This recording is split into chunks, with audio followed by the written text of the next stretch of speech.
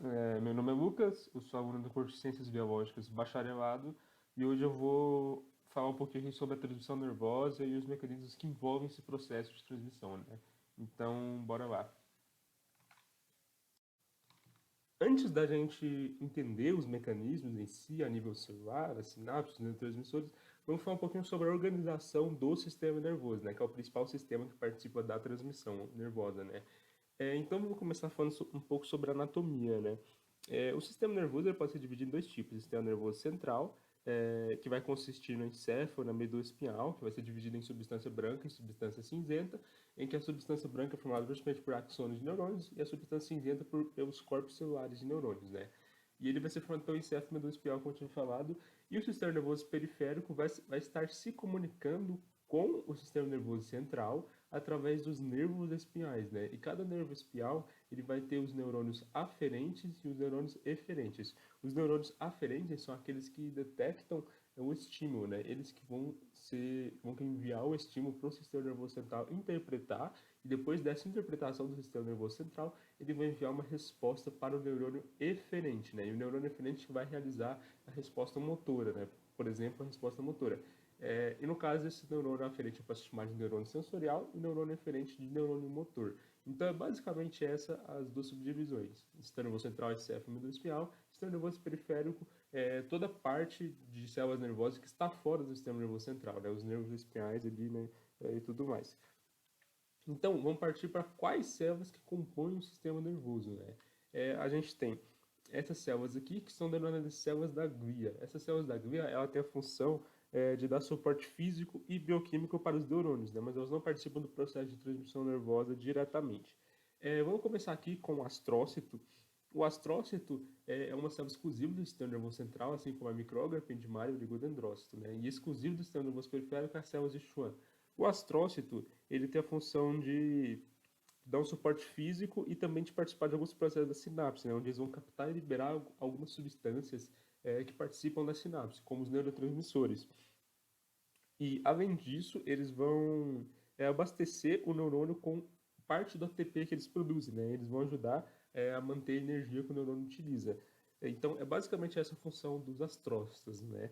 Já a micróglia são células especializadas do sistema imune, né? Que participam do sistema nervoso central e que elas têm a função de remover células danificadas ou patógenos invasores ali, como vírus, bactérias, né? E tudo mais. E já a ependimária são células especializadas que vão criar uma camada epitelial que possui uma permeabilidade seletiva, né? Que é essa camada epitelial chamada de epêndima. Essa camada ela está localizada numa cavidade muito pequena que fica no centro da medula espinhal. Então ela vai ter a função de permitir a passagem de substâncias ali, né? Ela vai ser seletiva para permitir a passagem. Então, em relação a essas três células, essas são as funções. Agora, em relação ao oligodendrócito e às células de Schwann, os dois eles têm basicamente a mesma função. Eles vão ser responsáveis por formar a bainha de melanina, né? Que é uma substância composta por várias camadas ali de membrana plasmática e que vai fornecer um suporte e atuar como isolante dos neurônios e acelerar o processo de transmissão nervosa. Então, é basicamente essa a função. A sua constituição em si, ela vai ser basicamente os fosfolipídios da bicamada, né, da membrana plasmática. Então, essa é a composição da bainha de melanina. A célula do oligodendrócito, a célula de Schwann, vai envolver o axônio várias e várias vezes com essa membrana plasmática e vai formar a bainha de melanina. A diferença entre as duas é que uma célula de Schwann forma apenas uma bainha de melanina, já um oligodendrócito forma várias bainhas de melanina, né? Aqui a gente tem em amarelo uma única célula formando uma única bainha de melanina, aqui o núcleo dela, e aqui a gente tem um oligodendrócito formando três bainhas de melanina nessas células, né? Sendo que ele pode formar de outras células ao mesmo tempo também. Então vai ser essa a função desses tipos celulares. Mas agora entendido quais são os tipos celulares exclusivos de cada sistema, vamos partir para os tipos celulares que são comuns aos dois sistemas, né? Que são os neurônios. Os neurônios, ele é a estrela, né, da transmissão nervosa, né? Porque é ele que vai fazer praticamente todos os processos, né? Ele que vai fazer a sinapse, vai produzir, vai captar neurotransmissores, vai emitir, vai gerar o potencial de ação, enfim. Então, basicamente o foco desse assunto de transmissão nervosa e seus mecanismos, né? É o neurônio. O neurônio, ele é formado por duas partes, corpo celular e axônio, né? E o corpo celular, ele é essa região aqui, que vai ser formada pelos dendritos e por algumas estruturas celulares comuns, né? Que são o núcleo, toda célula tem que ter um núcleo, e toda célula tem que ter as suas organelas, né? As organelas são mitocôndrias, ribossomos, lisossomos, enfim. Então, o corpo celular vai ser formado por essas estruturas, né? Já o axônio vai ser formado pela bainha de mielina, né? No caso dos neurônios mielínicos, e pelos axônios terminais, né? E em si, o axônio é uma projeção contínua do corpo celular, né? Então, ele vai ser formado por essas duas estruturas. Então, a gente tem o corpo celular e o axônio do neurônio. Os dendritos, que é essa região mais altamente ramificada aqui, é onde vai receber o sinal da transmissão nervosa, né? É ele que vai receber o sinal, e aí esse sinal vai gerar um tipo de potencial, que é chamado de potencial graduado, que eu vou falar nos próximos slides.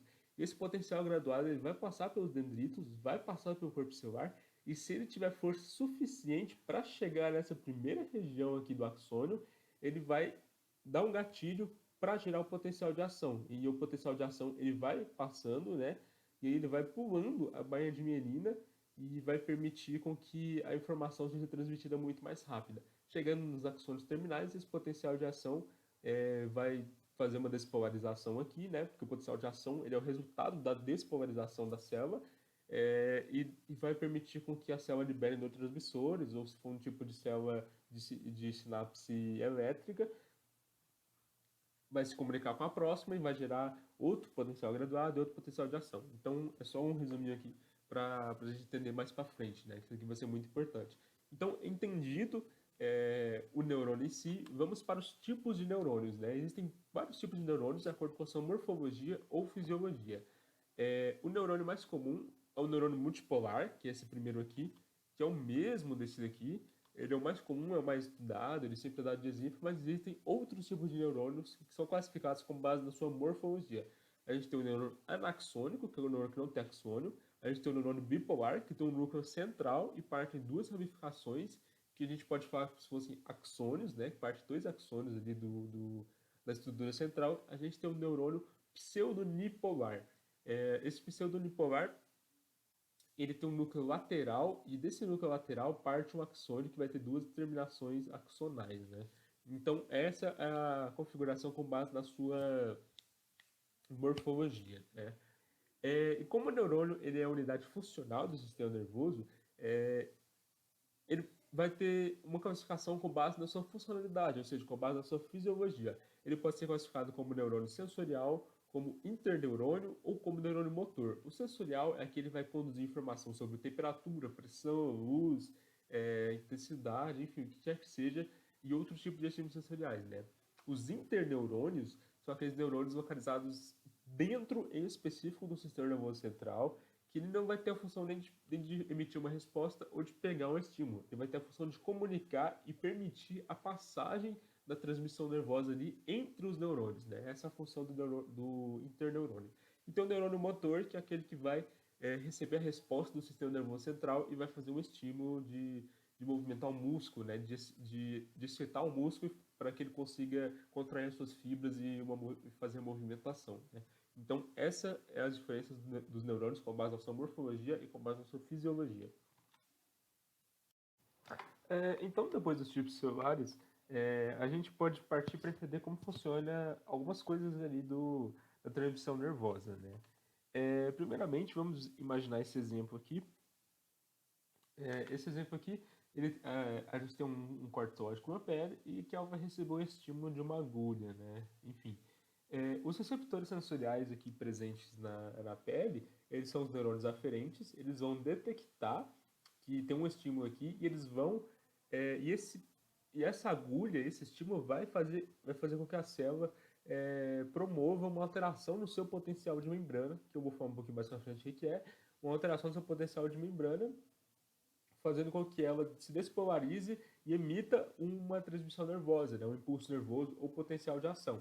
E ele vai gerar um sinal de entrada que vai passar para o centro integrador, que é o encéfalo, e esse encéfalo vai gerar um sinal de saída, vai ser transmitido para o neurônio eferente, para o nervo eferente, neurônio eferente, e esse neurônio eferente ele vai estar conectado não vai estar ligado diretamente, mas vai estar próximo a uma fibra, a uma grande quantidade de fibras musculares, né? Porque o neurônio consegue comunicar com várias células ao mesmo tempo e vai fazer uma sinapse neuromuscular. Essa sinapse neuromuscular vai gerar uma alteração de íons aqui, e essa alteração de íons aqui vai realizar uma ação mecânica, ou seja, as fibras musculares aqui, dos sarcômeros, das fibrilas ali, enfim, vão promover uma resposta mecânica muscular.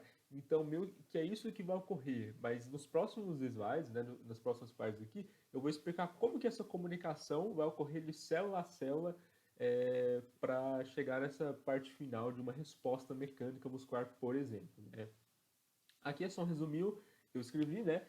Os receptores sensoriais eles estão espalhados pelo corpo continuamente e eles sempre monitoram as interações do meio interno e do meio externo. Né? Esses receptores eles vão enviar as informações ao longo dos neurônios sensoriais para o sistema nervoso central e os neurônios do sistema nervoso central eles vão integrar a informação e vão determinar se uma resposta é necessária ou não, porque nem sempre uma resposta vai ser necessária, né? Então, é basicamente isso que é as etapas gerais da transmissão nervosa. Eu vou focar nessa parte de sinapse, não necessariamente da neuromuscular, mas da sinapse entre as células musculares e em algumas estruturas que participam dessa sinapse, né? Então, os próximos slides vão ser basicamente isso. Vamos lá. Antes da gente entender o mecanismo da sinapse e tudo mais, vamos tentar entender algumas outras estruturas que participam disso, né? Então, a gente vai falar um pouco sobre os canais iônicos, sobre os tipos de sinapse, neurotransmissores, bomba de sódio de potássio, potencial de ação e graduado e o potencial de membrana, né? Então, primeiramente, para os canais iônicos.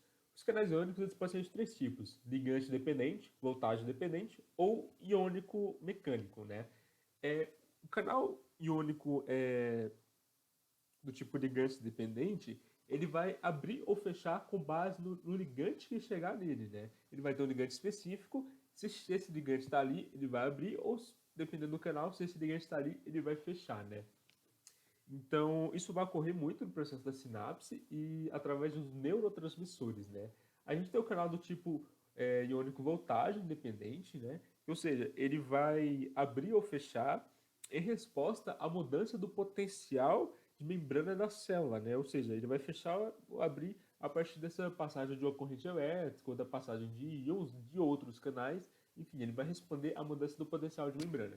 E o canal iônico do tipo mecânico, ele vai responder a estímulos, né? A estímulo de pressão, a estímulo de aumento de temperatura, diminuição de temperatura, enfim, ele vai responder a algum tipo de estímulo. Então, esses aqui são os três tipos de canais iônicos que a gente vai abordar aqui, que vão ser muito importantes para a gente entender os próximos processos. Partir para os tipos de sinapse, né? O processo de comunicação de célula nervosa a célula nervosa, ou de transmissão nervosa, ou de sinapse, enfim, são todos sinônimos, né? É válido ressaltar sempre, vai depender de sinalizações elétricas ou químicas, né? Então, essa comunicação vai ocorrer a partir de moléculas que vão ser secretadas de um neurônio pré-sináptico e que vão chegar a um neurônio pós-sináptico, né? Ou seja, pós-sinapse. A sinapse ela é basicamente a passagem de um potencial de ação de uma célula para outra, né? Então, ela vai ser basicamente assim. Existem dois tipos de sinapse. A sinapse química, que envolve sinais químicos, né, que são neurotransmissores. O neurotransmissor vai sair da célula pré-sináptica, vai chegar na célula pós-sináptica, ele vai passar através da fenda sináptica, e quando ele chega aqui, ele vai ocasionar algumas mudanças ali na concentração de íons, que vai gerar um potencial graduado e que vai gerar um potencial de ação. Então, essa é a função da sinapse química, né? Ela vai ter a ação de neurotransmissores. E a sinapse elétrica é quando a célula pré-sináptica está ligada mecanicamente através do tipo de junções comunicantes com a célula pós-sináptica. Então, quando a célula recebe um estímulo elétrico, ela vai conseguir passar diretamente sem a utilização de neurotransmissores, né? Então, essa é a diferença dos dois tipos de sinapse. Entendido esse tipo de sinapse, a gente pode falar dos neurotransmissores, né? Os neurotransmissores eles ocorrem na sinapse química, como eu falei anteriormente. Existem vários tipos de neurotransmissores, né? Eu vou falar um pouquinho sobre os principais que participam, que vão ser o foco nosso hoje aqui, né? Eles possuem uma grande variedade, né, como eu disse. Eles podem ser do tipo acetilcolina, ele pode ser do tipo amina, aminoácido, peptídeos, purinas e até mesmo lipídios, que são gorduras, né? E o sistema nervoso central, ele secreta a maior parte desses neurotransmissores, né, esses vários tipos que eu acabei de te falar, e o sistema nervoso periférico, ele vai secretar apenas acetilcolina, noradrenalina ou neurohormônio adrenalina, né? Ele vai utilizar esses neurotransmissores no seu processo de comunicação sináptica. Então, vamos entender os dois principais, que é a acetilcolina e os aminas. Os, os neurônios de acetilcolina, aqueles que secretam ou têm receptores específicos para pegar esse tipo de molécula, né, que são canais iônicos ligantes dependentes, eles são denominados de neurônios colinérgicos, né? A acetilcolina vai ser emitida pelo neurônio pré-sináptico, ele vai se ligar ao receptor de canal de sódio do neurônio pós-sináptico, vai permitir a abertura desses canais, e quanto mais sódio entra para dentro da célula, maior vai ser a despolarização e vai promover um potencial graduado e em seguida de ação. E quando a gente tem os aminas, que são os neurotransmissores do tipo amina, são neurotransmissores derivados de um único aminoácido, e quando o neurônio ele secreta ou recebe esse tipo de neurotransmissor, ele é denominado de neurônio adrenérgico, né? E ele vai excitar a célula, alterar o seu potencial de membrana ou a fazer qualquer outra ação que esteja relacionada a esse neurotransmissor. Aí que a gente tem a forma estrutural dos dois, né, da acetilcolina e da noradrenalina, que é um tipo de hormônio amina.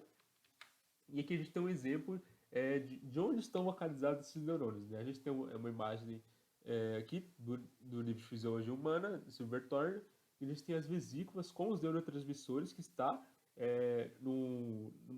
na terminação axonal, né, terminal axonal de um neurônio, tem a fenda sináptica, que é por onde esses neurotransmissores vão passar, e eles vão ser recebidos pela fibra muscular. Aqui a gente vai ter alguma resposta mecânica, enfim, porque está diretamente associado às células musculares, né?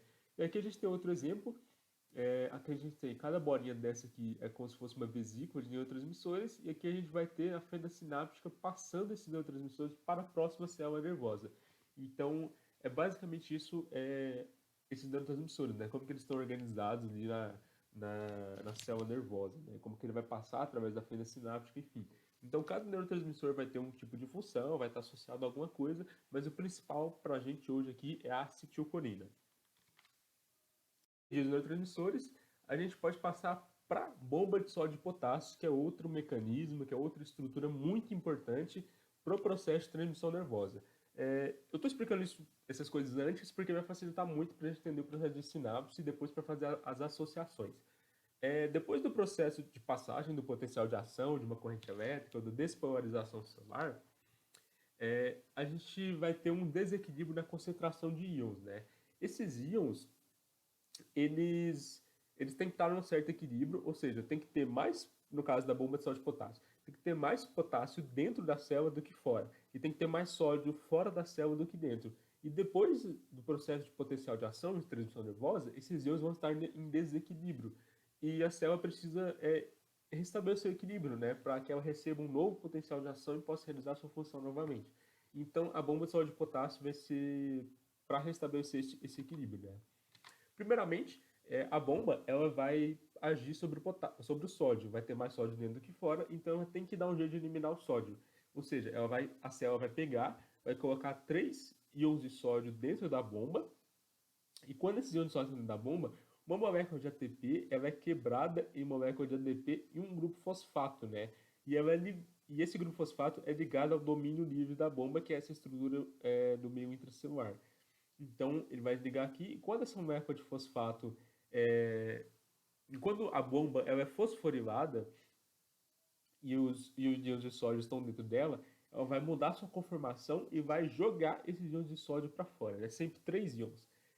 Depois que os íons de sódio se desligam, a bomba muda sua conformação de novo e ela abre os domínios para o potássio, né? Para o potássio de fora entrar. Então, o potássio, que vai ter 2 do lado de fora, ele vai se ligar a esses domínios e depois a bomba vai mudar sua conformação e deixar esses íons de sódio um pouquinho mais para dentro, né? E quando os íons de sódio, íons de potássio, e quando esses íons de potássio eles estão mais para o meio interior, mas ainda estão ligados à bomba, a bomba ela vai ser ela vai sofrer uma ação de enzimas fosfatases que vai tirar esse grupo fosfato daqui. E quando tira esse grupo fosfato, a bomba sofre uma mudança de conformação de novo e joga esses íons potássio para dentro. Então, é isso aqui que é o funcionamento da bomba de sódio e potássio. Três íons do meio interno de sódio, três íons de sódio do meio interno são colocados na bomba. Ela convoca uma molécula de ATP quebrada em ADP mais grupo fosfato. O fosfato faz com que a bomba jogue os 3 íons de sódio para fora. Aí entra o potássio. Depois o potássio que está dentro e a bomba tem ação de enzimas fosfatadas em cima dela, né? E aí esse grupo fosfato sai e os íons de sódio e os íons de potássio entram para dentro. Então essa é a função da bomba. Então é sempre 3 para 2. Aí depois que a bomba volta à sua conformação inicial, ela vem e pega mais 3 íons de sódio para jogar para fora e depois potássio para dentro. Então esse é o funcionamento da bomba de sódio e potássio, que é muito útil para fazer o equilíbrio dos íons, né? O equilíbrio iônico ali. Da bomba de sódio, vamos partir para o potencial elétrico de membrana, né? O potencial elétrico de membrana, ele está em todas as células vivas, né? Em todas as células do organismo. Quando a célula está em repouso, o potencial elétrico de membrana é o mesmo, né? Porque o potencial da membrana pode mudar e isso vai depender se a célula vai estar excitada ou não, se ela vai estar em repouso ou não. No caso, o meio intracelular ele é sempre negativo e o meio extracelular é sempre positivo. Então, a manutenção dessas concentrações de cargas, né, dessas cargas, vai fazer com que o potencial de membrana tenha um valor de menos 70 milivolts, aproximadamente, né? Então, a membrana vai ter esse potencial. Esse potencial ele pode ser alterado a partir da ativação da bomba de sódio de potássio, a partir do vazamento preferencial de potássio ou a partir da retenção de moléculas com cargas negativas, né? Então, esse potencial de membrana ele pode ser alterado com base nisso. Quando uma passagem potencial de ação, de transição nervosa, a gente tem menos 70 milivolts, a célula pode se despolarizar e se ela atingir o limiar, que é mais ou menos a metade, ela vai despolarizar ainda mais. E depois que ela despolariza, ela tem que voltar ao seu potencial inicial, né, que é o de repouso, menos 70. Então a célula vai despolarizar, depois ela vai voltar, só que antes ela vai hiperpolarizar e com a ação da bomba de sódio e potássio, ela volta ao normal. Então é basicamente isso o potencial elétrico de membrana, né? Então ele sempre vai estar em repouso, a não ser que a gente tenha uma ativação da bomba ou abertura de canais de íons, enfim. É importante a gente ressaltar que os íons, a concentração deles não é o que influencia muito na alteração do potencial de membrana. O que vai alterar o potencial de membrana é a passagem desses íons. Esses íons vai promover a formação de cargas elétricas que vai fazer a despolarização, né? Então é basicamente isso o que ocorre. A movimentação dos íons de sódio e potássio que vão alterar o potencial de membrana. Mas ele em repouso é menos 70 e se ocorre mudança desse potencial de repouso, depois ele volta para o normal com a ação da bomba de sódio e potássio e dos outros mecanismos. Né? Então é basicamente isso. Aqui a gente tem o potencial elétrico de membrana, da concentração de íons, né? A gente tem mais íons potássio dentro da célula, 150 milimolar, e fora 5 milimolar. Tem mais sódio fora da célula do que dentro, né? Então é importante sempre manter essas concentrações de íons, né? E quando alguma dessas concentrações muda, isso tem um efeito na mudança do potencial de membrana, né? Que a célula vai estar sofrendo algum tipo de potencial de ação, alguma coisa assim, alguma passagem de carga elétrica para promover essa mudança de concentração. Então, é basicamente isso a ideia do potencial elétrico de membrana. Beleza, potencial elétrico de membrana, menos 70 milivolts, tudo ok. Então, agora a gente pode partir para os tipos de potenciais. Existem dois tipos de potencial, o potencial graduado e o potencial de ação. O potencial graduado é quando, principalmente nos dendritos do axônio, ocorrem despolarizações ou hiperpolarizações, né? E isso vai fazer um estímulo na célula, e esse potencial graduado, se ele atinge a primeira parte do axônio, ele vai gerar um potencial de ação, né? Ou seja, os dois estão relacionados. O potencial graduado é o sinal de entrada, são despolarizações ou hiperpolarizações que ocorrem nos dendritos, né? e a força desse potencial depende do estímulo. Então, se esse estímulo ele é forte o suficiente, ele vai percorrer todos os dendritos do corpo celular e vai atingir a zona de gatilho para gerar um potencial de ação. E o potencial de ação, como eu tinha dito, é o resultado depois que o potencial graduado atinge a zona de gatilho. Então, a gente tem aqui, primeiramente, o potencial de ação. A gente tem aqui um estímulo que vai ocorrer aqui no terminal axonal de um neurônio pré-sináptico, e aqui a gente tem um neurônio pós-sináptico, e esse neurônio pré-sináptico ele vai estimular a célula a abrir os canais de sódio. E quando esses canais de sódio eles entram, eles vão começar a despolarizar a célula, né? Quanto mais sódio entrar na célula, maior será a amplitude e maior a chance desse potencial graduado atingir a zona de gatilho e gerar o potencial de ação. Mas existem dois fatores que atrapalham isso, que é o vazamento de corrente e a resistência citoplasmáticas. O vazamento de corrente ocorre porque sempre tem canais iônicos abertos ou fechados na célula. Então, a movimentação de íons ali, de qualquer outro tipo de íon da célula, pode interromper a despolarização e impedir com que essa despolarização atinja a zona de gatilho. Mas também pode ocorrer outra coisa, que é a resistência citoplasmática. O próprio citoplasma ele é relativamente denso para quando a gente está falando de cargas elétricas, né? Então ele pode impedir com que cargas elétricas, com que a mudança do potencial ali, ele passe para a célula, né? Ele passe através da célula. Então esse estímulo ele tem que ser forte o suficiente para que a célula consiga chegar na zona de gatilho. E aqui, se esse estímulo for forte o suficiente e o potencial graduado atingir a zona de gatilho, ou seja, ele tem que chegar a mais ou menos menos 55 milivolts, que é o que a gente precisa para atingir a zona de gatilho, né? Se essa despolarização promover esse menos 55 milivolts, a zona de gatilho é ativada. Depois que a zona de gatilho é ativada, vai gerar o potencial de ação. Então, os canais de sódio vão abrir, o sódio vai entrar no oxigênio, o meu vai inverter a polaridade, e essa inversão de polaridade é o potencial de ação com outro valor, né? No caso, um valor positivo. Então, o meu interno vai ficar positivo e o meu externo vai ficar negativo. Com essa despolarização promovida pelo sódio, vai promover uma corrente elétrica que vai despolarizar as próximas regiões. Então, aqui a gente tem o sódio e aqui no próximo, essa próxima parte do neurônio, ela já foi despolarizada. E essa outra anterior, ela já voltou a sua polarização inicial, né? Por causa da saída do potássio. O sódio entra, ele vai despolarizar, vai promover o potencial de ação, que é a despolarização, e aí depois a próxima parte já vai ser estimulada a permitir a entrada de sódio, que vai fazer a despolarização. Então a anterior ela já vai se recuperando para a passagem de outros impulsos, né, com a saída de potássio. Só que aí entra o papel da bomba depois, porque vai ter mais sódio dentro e vai ter mais potássio fora. Então a bomba ela vai começar a agir nessa região do axônio para restabelecer a concentração iônica. E assim permitir que a célula consiga restabelecer a sua concentração de íons inicial. Né?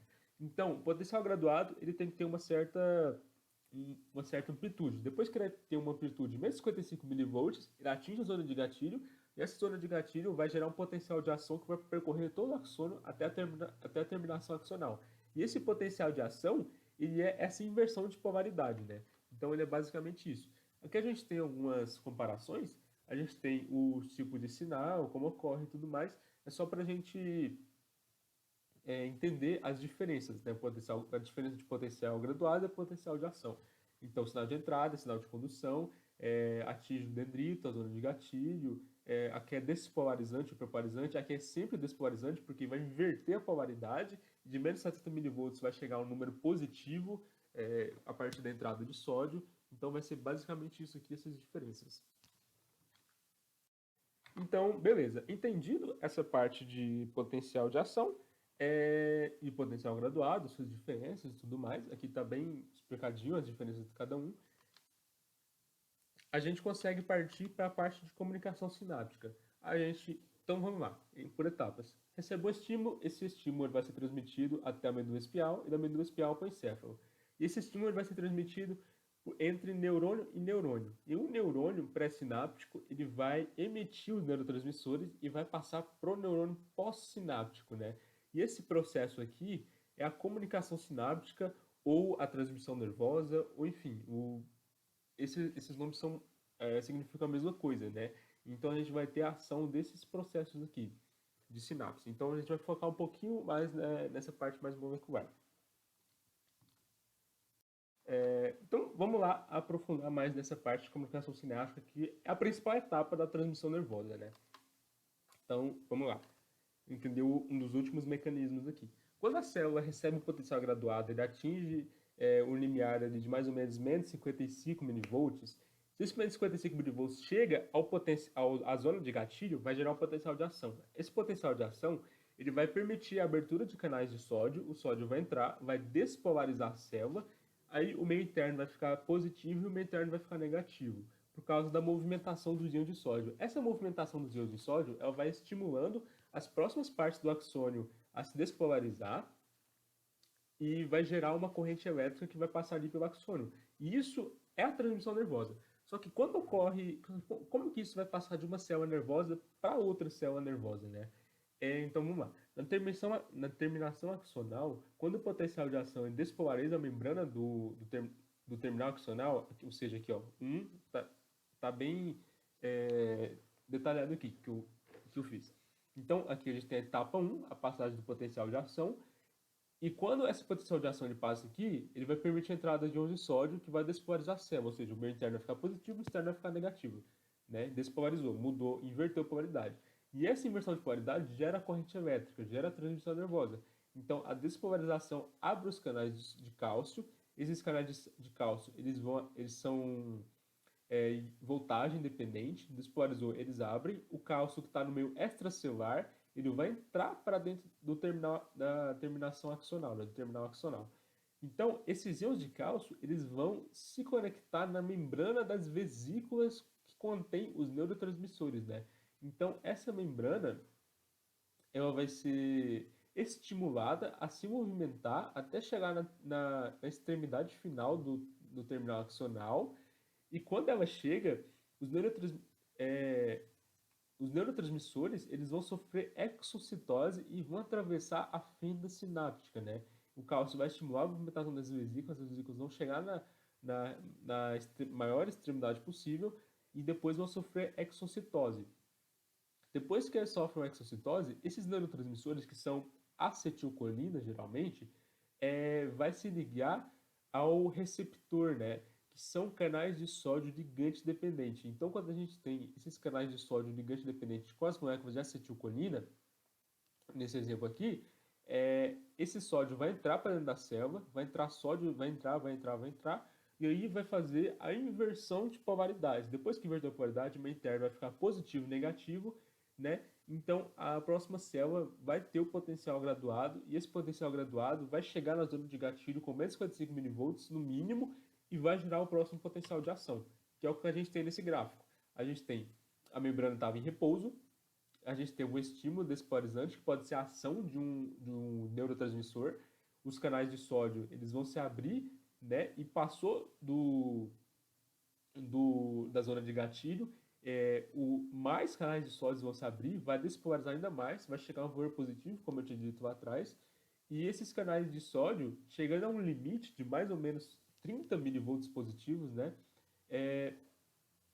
o potencial de ação já passou, né? Então, despolarizou, o potencial de ação passou, já permitiu a passagem da corrente elétrica.